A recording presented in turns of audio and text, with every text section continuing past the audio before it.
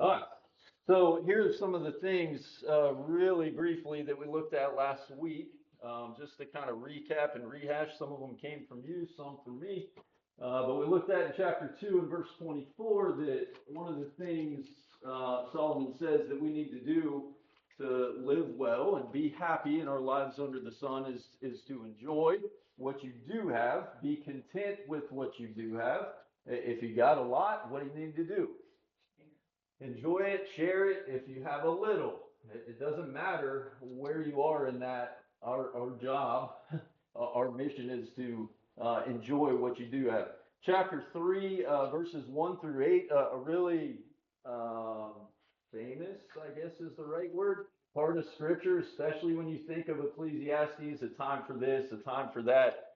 And we just talked about going with the flow. One of the things that we try to do more than anything in our lives under the sun is we try to beat time, we try to control time, and yet you just can't do it. If you're gonna steady try to beat time, you're gonna end up miserable. So go with the flow and try as you might, it's not gonna happen. Chapter 3 and verse 11, we looked at two things. Number one, he's made everything beautiful in its time. When we learn to live in this world the way that God created it, it's a beautiful thing. The other part we talked about is he has put eternity into man's heart. Does that mean that everybody lives forever? What do we say there? What does that mean? He's put eternity into man's heart. I think it means that we know Yeah. that there's an eternity. Okay. And if take that a step farther, if we don't know, then at least what? What did we say last week up here on the board, Mickey? We desire to know. Okay, we desire to know, so therefore we're asking questions. I mean, every single person that's ever lived will ask those questions. What is it like after death? Or where did I come from? All those things, right? Chapter 3 and verse 12, there's nothing better than to be joyful and do good. Does that mean do it for me?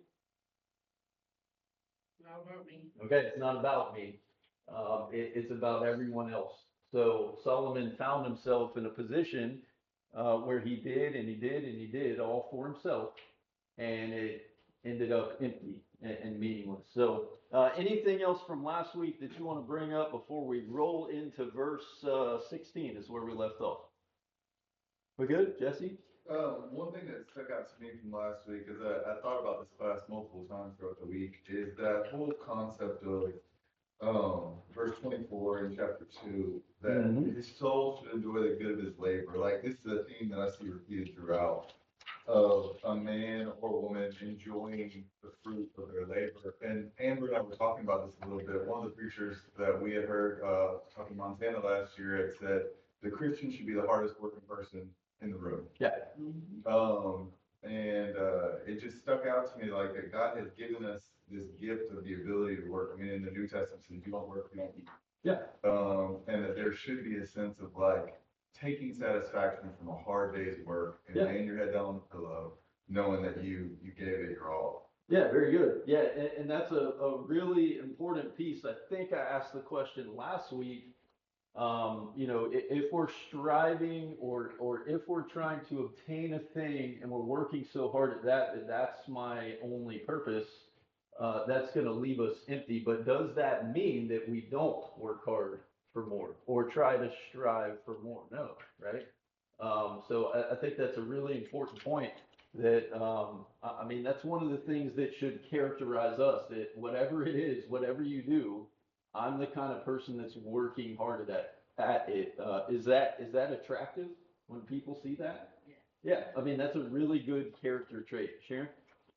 Thing before we go on about the putting eternity into man's heart, I think for a lot of people that can be that can give them a lot of hope if they have a sibling or a child or a mate that isn't, in the Lord, that like Acts 17, he's put it in there that they could grow for him, that they're searching, and hopefully that searching will bring them, they'll see it in you or around them and bring them to Christ. Yeah, very good. Yeah, we can, understanding that, knowing that can give us some relief with some of these that are around us that we have a relationship with that maybe we're worried about aren't going to consider those things. Well, God says they will, right?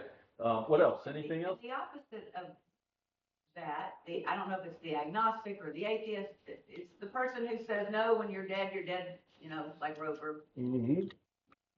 But you've heard or you've read of that person on their deathbed thinking, uh-oh, what is next? What's about to happen? Yeah. Yeah, very good. It is in us. Yeah, very good. Hillary? And Jesse told me on Wednesday night, I don't know if that enough of y'all know what he does, but he is a very successful professional photographer. Who told me that he works with a stylist that when someone sits in their chair, she gives them three options. We can not talk at all. We can talk about the weather, just simple things. Chit chat. Or we can talk about what happens after death. Yeah. Wow. And I'm like, I like that. but I think this verse is life. Yeah. Because it doesn't matter if you were raised to know the Lord or not. Right. He put it in us, just like Jesse said, to know, to wonder, to consider.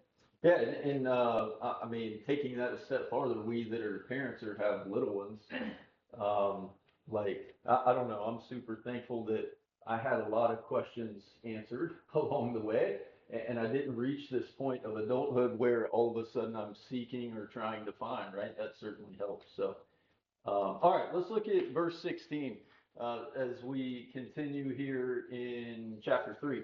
So it says here, moreover, I saw under the sun that in the place of justice, even there was wickedness, and in the place of righteousness, even there was wickedness. I said in my heart, God will judge the righteous and the wicked, for there is a time for every matter and for every work. Now, if we just stop right here, like this is a really hard one.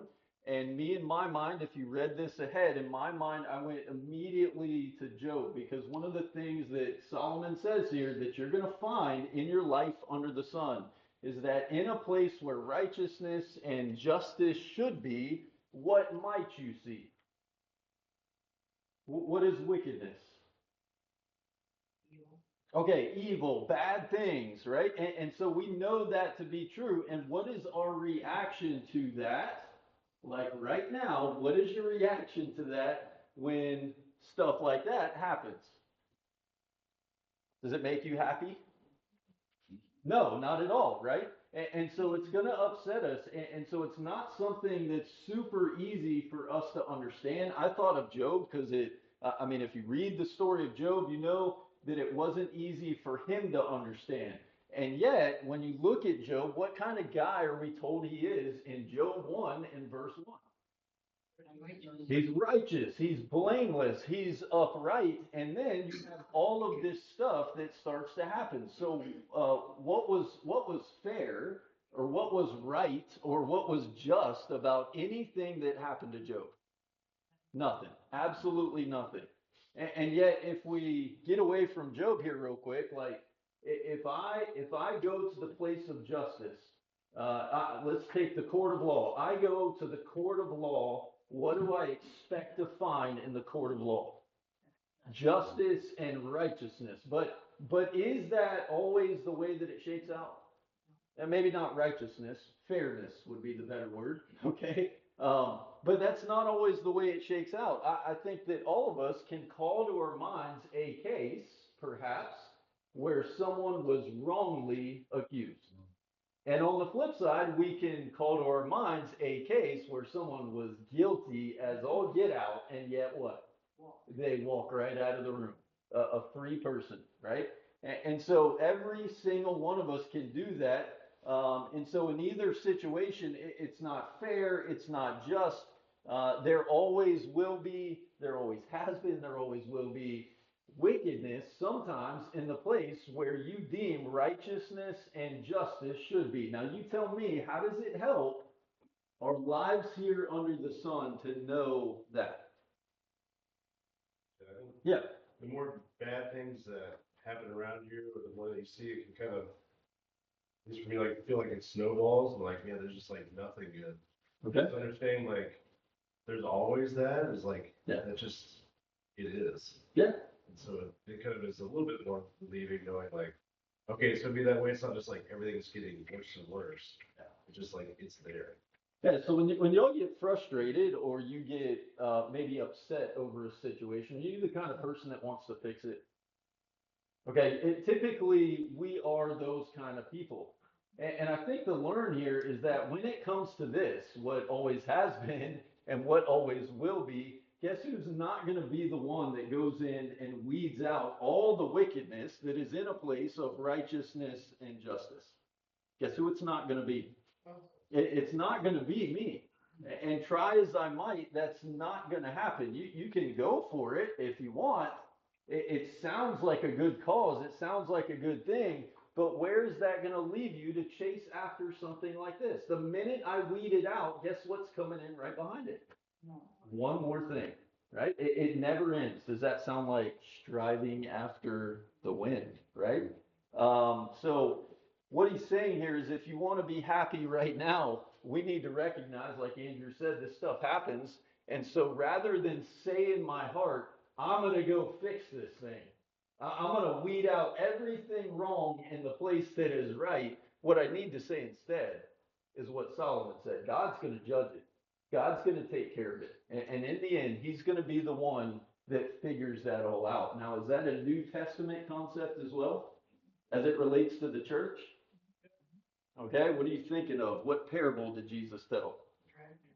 Okay, the dragnet. I thought of the parable of the tares and the wheat, right? You got all these weeds that are growing in and around good wheat. And the guys in that story say, you want us to go out and pluck and pull and get rid of all the weeds? And he says, no, let it alone. For the day of the harvest, and we'll figure all that out. I'll be the one that handles all of that. There's going to be some weeds. Now, we struggle with that quite a bit, I think, as it relates to the church sometimes too. I deem it my responsibility and my purpose to go plucking and pulling weeds. And he says, don't worry about it. I'll handle all that. You do what you're supposed to do. Let me do my part. Any comments there? Anything else you want to add? I think the other thing is that people are put off by the wickedness and injustice and think life isn't fair and almost blame God for it. Mhm. I remember in the Vietnam War, how can God let this go on? Yeah. And so therefore, rather than saying, he's not gonna let it go on, the justice and the righteousness will be dealt with later on. Yeah. It's not your problem. Yeah, this is a really big verse for those that live their lives under the sun and say that, blame God for this specifically. I think this helps a bunch that in the end, he's going to hash all that out. Hillary? Well, I also think it's such a gift to us that we aren't the judge and Thank you, Lord. I mean, we can think we're unbiased towards Yeah. things, but we naturally are biased Yeah. and we don't know the whole story. Yeah. So what a gift he gives us to not make us the judge. Yeah, very good.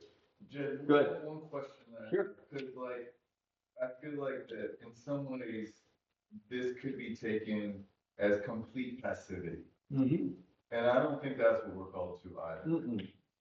Meaning, it's not our job to judge and go try to fix everyone else, but I also don't think it's our job if, you see a little child being abused to not Yeah. stick your neck out. Amen. Yeah.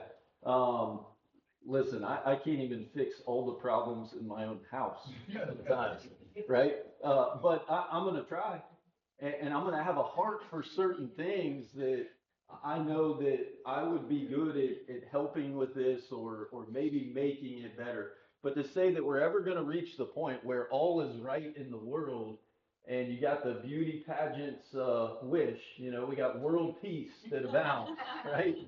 Like that just isn't going to happen. So maybe let me, and I hope I'm not spending too much time here so we can speed it up. But you tell me, here's a good example. What are you going to do about all the problems you see on the news that are like Ukraine and Russia, the Middle East? What are you going to do about it?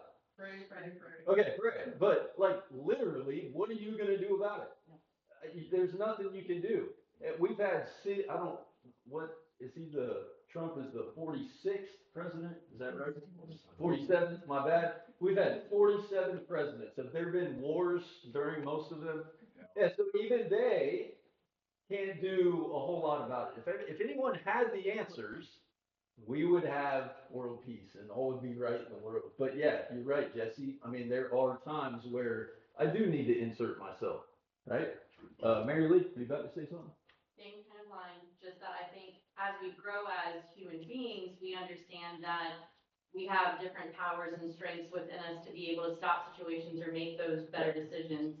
And then it's like there's a certain point in time when you come to the realization as you grow that you realize that you have that power to do something about something. Mm-hmm. Then you grow up more and you realize that you don't have the power to do everything about everything. Yeah. And it's a hard lesson to learn, but I think even as Christians, that goes a step further in our spirituality where we understand God's given me my strengths and weaknesses to do some things about a lot of things, but for those things that I can't do everything about, when I'm maturing as a Christian and as a person, Yeah. I have Him. Yeah. So that's where that knowledge and power, wisdom, that I feel like that is a very good definition of wisdom, is understanding where you have power and where you don't, and who you turn to when you don't. Let's sum it up this way: pick your spot, right?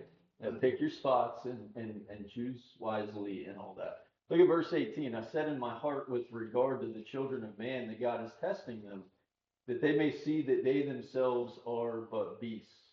Again, we go all the way back to Job. You remember his three friends were trying to make this black and white argument that everything happening to him was the result of what? His sin. His sin. But was that the case? No, far from it. So, there's so many bad things that happened to him. And I think that we need to understand, or I think where Solomon is going here, is that sometimes uh, people that are really bad and really wicked and really evil, you may not see there be any kind of punishment attached to that. But then on the flip side, you may see a righteous, God fearing man that is just sent through the ringer. And like, don't try to figure all that out because you aren't going to. And so I think that the part of this that really jumps out to my mind is in that interaction between Job and God. Does Job ever ask him, like, why is all this happening to me? Yeah, for the most part, he does. And how does God answer back to him? Where were you? Where were you when I laid the foundations of the earth? I'm God, you're not, and so don't worry about it. Like, let it be. This is what's happening. And so ultimately, like, we aren't the ones that can reach out and control all the things that are going on and happening. I think that Job is a really good, if you're taking notes, name to write down right there in that chunk of Ecclesiastes. Look at the next part, verse 19. For what happens to the children of man, what happens to the beast is the same. As one dies, so dies the other. They all have the same breath, and man has no advantage over the beast for all his vanity. So how happy does it make you that you're nothing more than a beast? Like being called that? Now, what's the point right here? I mean, what's he getting at? What's he trying to prove? Kind of the same thing, right? Hey, your ability to solve all the world's problems is about the same as the cow you see in the field that's out eating grass. Like that, you're one and the same. Your ability to fix everything that's going on is the same as his. And so we looked at it a few weeks ago. I made a reference here to chapter 1 and verse 15. I think is the part that's just what's crooked cannot be made straight. We've got to kind of come to that conclusion. Look at verse 20. All go to one place. All are from the dust, and to dust all return. Who knows whether the spirit of man goes upward and the spirit of the beast goes down into the earth? So I saw that there's nothing better than that a man should rejoice in his work, for that is his lot. Who can bring him in to see what will be after him? So what's he saying here? We touched on this a little bit last week at Talk Though. Do you know that the spirit of man goes back to God? Okay, you know that, so why is he saying you don't know that? Like, who knows?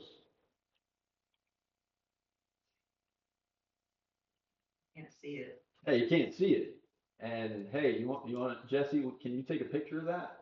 Okay, the spirit of man going back to God, like you can't prove that outside of what we are or have been told. Mr. Denny? I was just gonna say, nobody knows it if they don't have faith.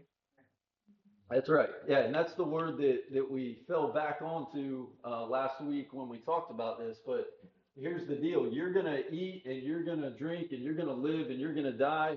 And guess what a cow's gonna do? He's gonna eat, he's gonna drink, and he's gonna live, and he's gonna die. Now, We're gonna eat him. yeah. I kind of left that one open just for that. Didn't have that one in my notes, but yes, we will. So, but the interesting part is like he brings up this spirit of man, and again, I told you guys in week one, if we don't pay attention to the lens through which we're trying to read this, this can be totally misleading, can it not?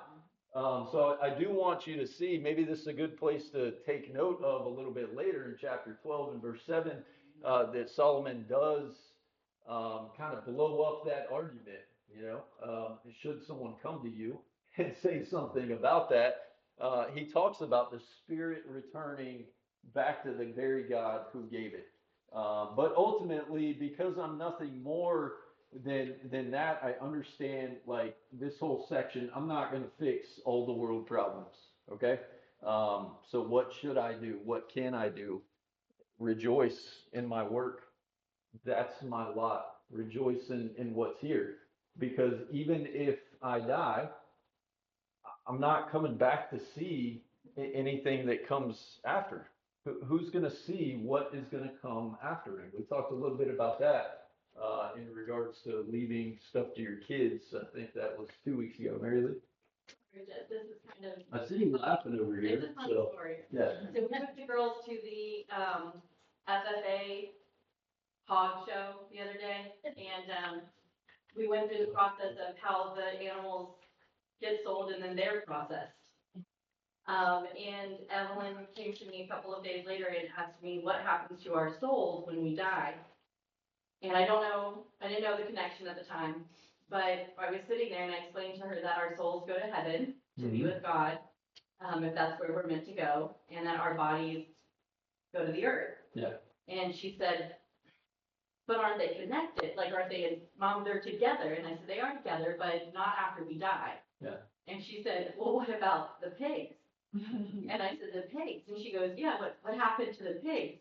And I said, oh, animals don't really have souls like we do. Yeah. They just go to the earth. They just die. And we had a whole demonstration because she didn't understand. I filled up a cup, I put some water in it, and I said, like, our soul is the water. When it gets dumped out, this cup we can throw away, but the water is gone to heaven. Yeah. I didn't know Belle was listening to all of this, and she had been the one who was very intrigued by the processing of the pigs. Yeah. She even thought they were going to process them while we were watching. That was like gladiator. I know. And we didn't understand any of the set. I was like, they're not going to process them right here. So then she comes in the room and she's got this like white pale face, and she said, where do we get processed, Mom? Oh. And I was like, we don't get processed, no. And so it was like this whole conversation, and their little minds are so fallible to that information. And to try to explain to them that these animals don't have souls, but we do, and that's what separates us. Well, I had to put that out there because it was just so funny to me that she was thinking we were going to get processed. And that's when you can figure out how to answer all of a kid's questions, you guys let me know. Okay? Someone needs to write a book. So, all right. Let's look at the next chapter, unless you have anything else on chapter 3. Anything else? I want to say, Yeah. this teeny, Sure. my nephew many years ago loved his pig, and his pig was bought to be a breeder, and he said, I knew God would answer my prayer. Okay, sorry. All right, onward and upward. Anything else on pigs? Good. All right. So again, I saw all the oppressions that are done under the sun, chapter 4, verse 1. And behold, the tears of the oppressed, and they had no one to comfort them. On the side of their oppressors was power, and there was no one to comfort them. And I thought the dead, who were already dead, I must have wrote that wrong. I thought the dead who are already dead more fortunate than the living who are still alive. But better than both is he who has not yet been and has not seen the evil deeds that are done under the sun. What's the problem that Solomon sees here that we too are going to see? It's not just, as he just came from, that there's wickedness in a place of righteousness. What do we find here? We find people that are being oppressed, and guess who's there to help them? Nobody. Now, how heartbreaking is that? Because that's going on all over the world. And what's worse is there are oppressors. Like we can point to some in history and you can name them by name, dictators, tyrants, whatever it is you want to categorize or call them, that, have oppressed in such a way that they've made people's lives completely and totally miserable. And they cause people lots of problems. And so, a part of what he says there, verse 1, when you look at that, sometimes no one's going to be there to help them. And it's an unfortunate situation and it's sad, but in this case that he's writing about, where is all the power? It's not with the people. It's in the worst possible place. It's in the place of the person who's doing all of the oppressing.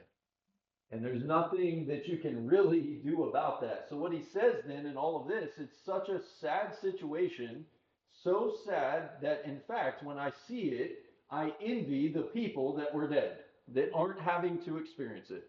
If you're reading from a different version, it might say, I congratulated the dead. And then he takes it a step farther.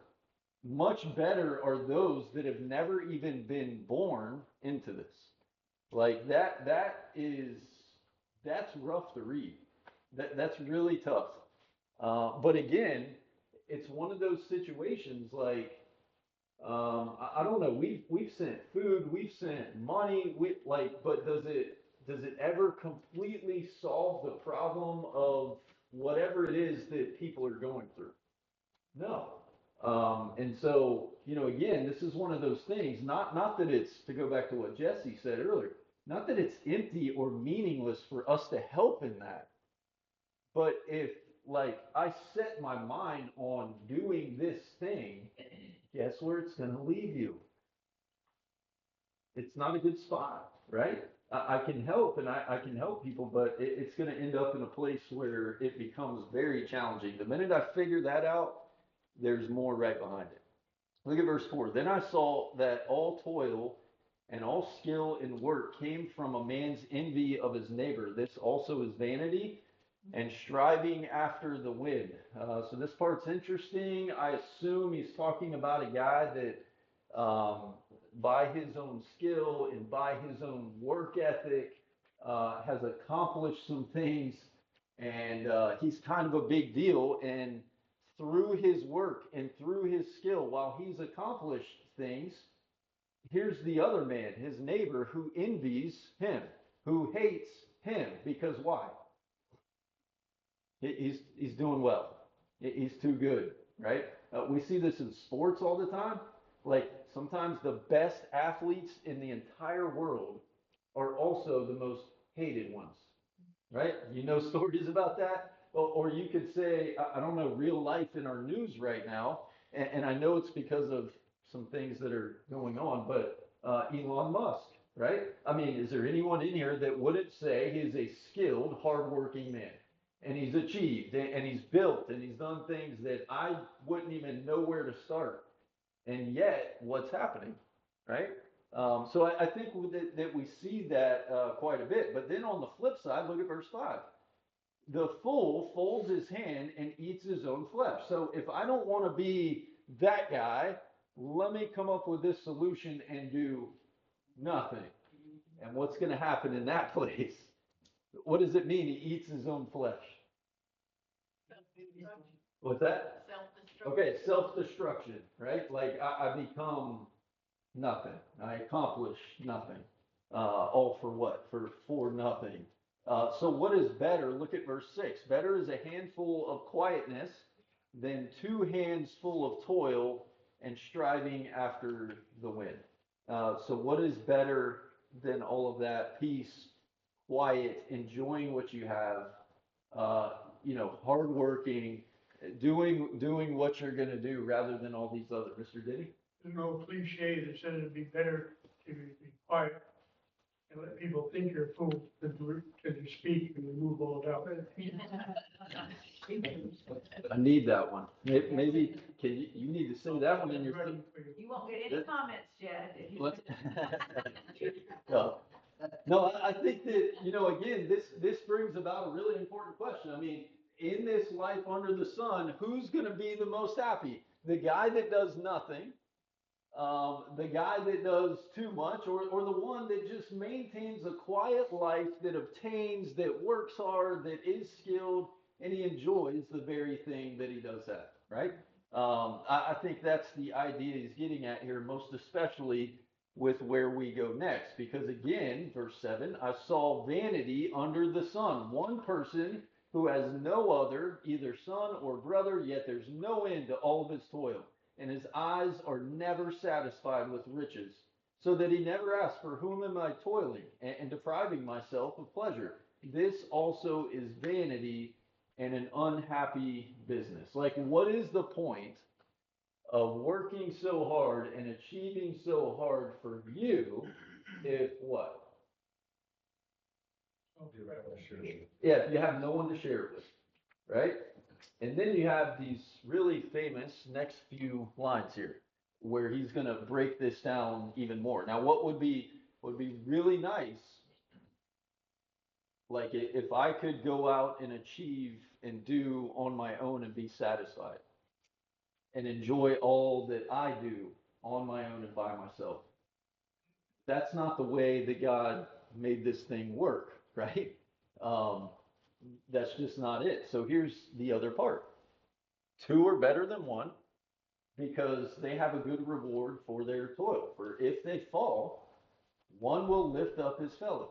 But woe to him who is alone when he falls and has not another to lift him up. Again, if two lie together, they keep warm. But how can one keep warm alone? And though a man might prevail against one who is alone, two will withstand him. A threefold cord is not quickly broken. So there's so much application right here. I don't even know where to start, so you tell me. I just Go think ahead, it's Andrew. a lot at work.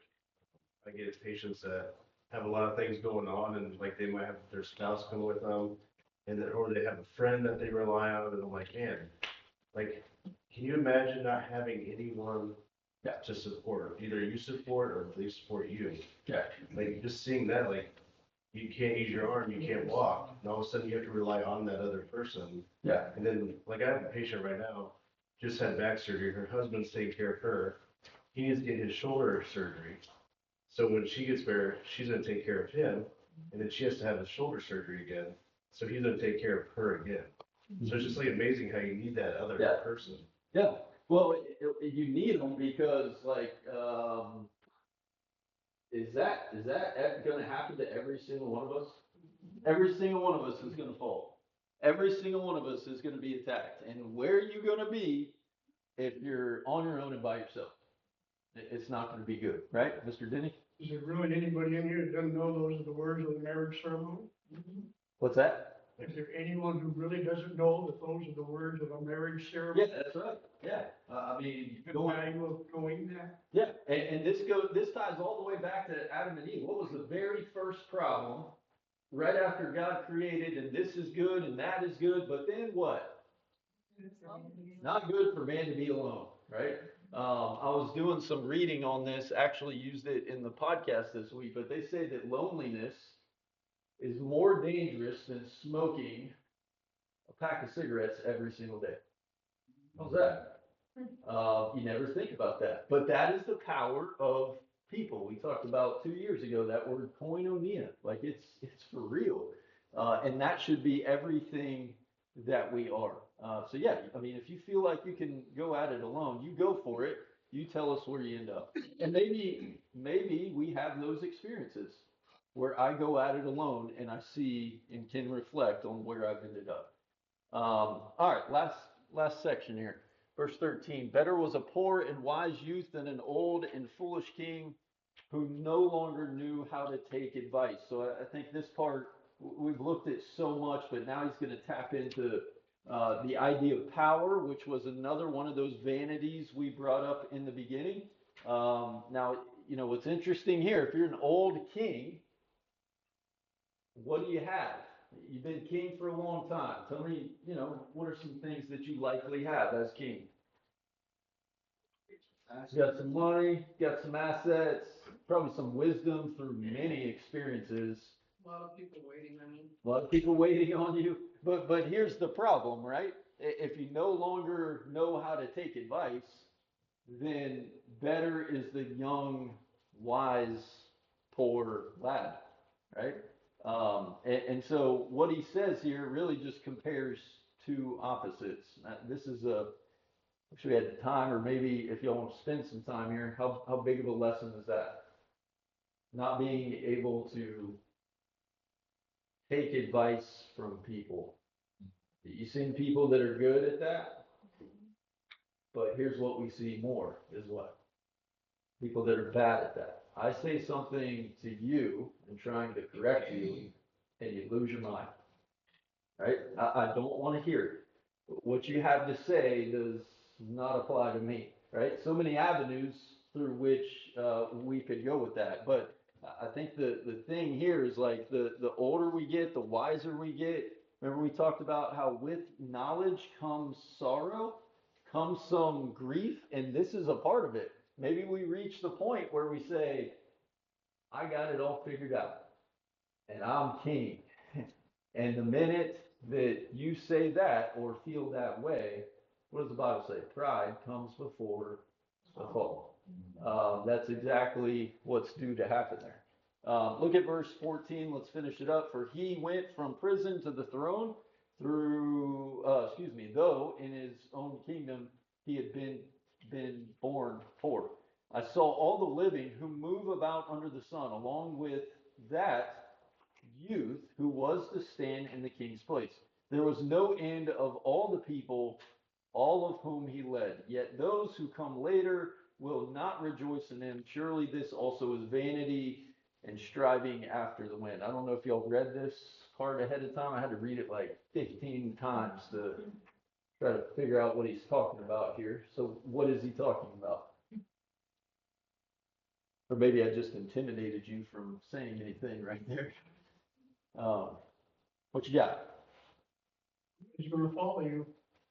What's that? You're not the end of all things. It's gonna follow you. Yeah, I mean, at the end of things, like someone's going to come in and be right there behind you and in your place. So what's interesting here, this guy wouldn't listen to people anymore, wouldn't take anyone's advice. This poor young wise lad stepped right into his place. Like you think you got power, you think you're after power. Well, guess what? I mean, it's going to end one of two ways. Someone's going to replace you, or you're going to die, and then what? Someone's going to replace you. That's your two options there.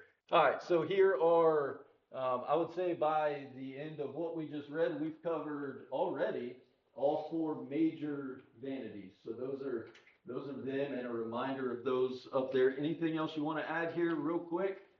We'll try to start next class with kind of a quick rehash on the first third of everything that we've read.